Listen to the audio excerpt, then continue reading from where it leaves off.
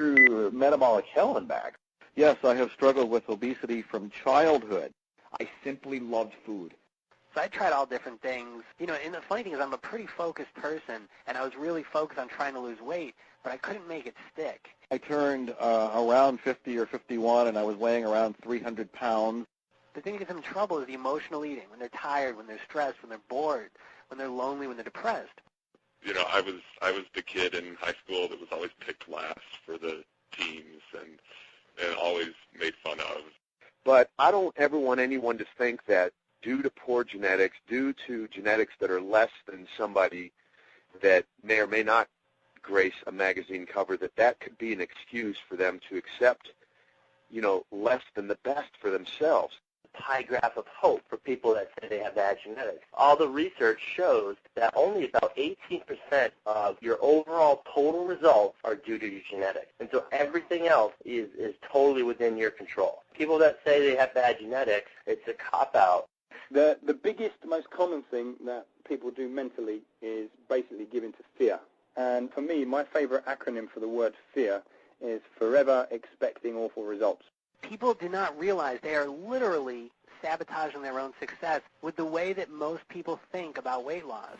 So the key to fat loss must be to eat less and exercise more, right? The fact that diets never seem to work, you know, go on a diet and maintain control over what I was eating for as long as I could, which was on sometimes an entire day.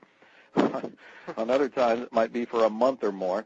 And then, of course, when it was over, fall back into the pattern, fall back into the habit, not only gain weight back, but gain more than enough weight, more than what I had lost. What's really holding us back? But really, Scott, if you want to know what's holding people back, it's nothing. Nothing is holding you back except your own belief that something is holding you back, whatever that might be. It's beliefs that hold us back, or beliefs are what frees us and it pulls us forward. You know, if you change a belief, you change the way you think. If you change the way you think, you change the way you act. If you change the way you act, you change your results. But what happens if we fall off the wagon or get off track?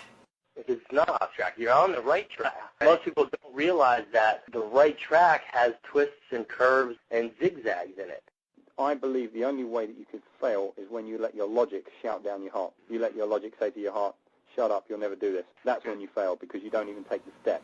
What does it really take to achieve unstoppable fat loss? Because one of the things I learned is the how-to is all over the place. There's all kind of books. There's free information online. Everybody tells you about what to go do to work out and how to exercise. There's just an avalanche of that. It's confusing. There's so much of that. What I found was missing was the emotional component of support.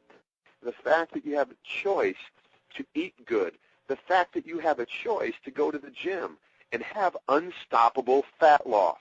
That is possible. When you get a strong enough why, you can tolerate any how.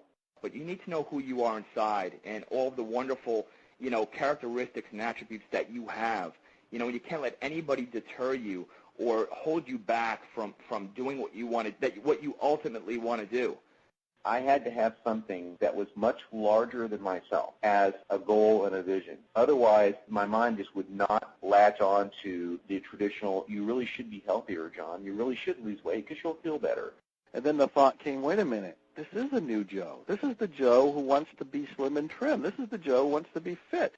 You know what really separates the people with the unstoppable attitude from the people who don't is when it becomes a part of you, when it becomes a part of your identity. When you say, I am an unstoppable person. But it's just a matter of you wanting to change and really thinking about, you know, why you want to change and then really taking massive and immediate action.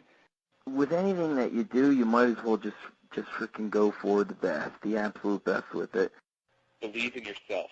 Even if that's just so hard to do and you don't think there's any way you can.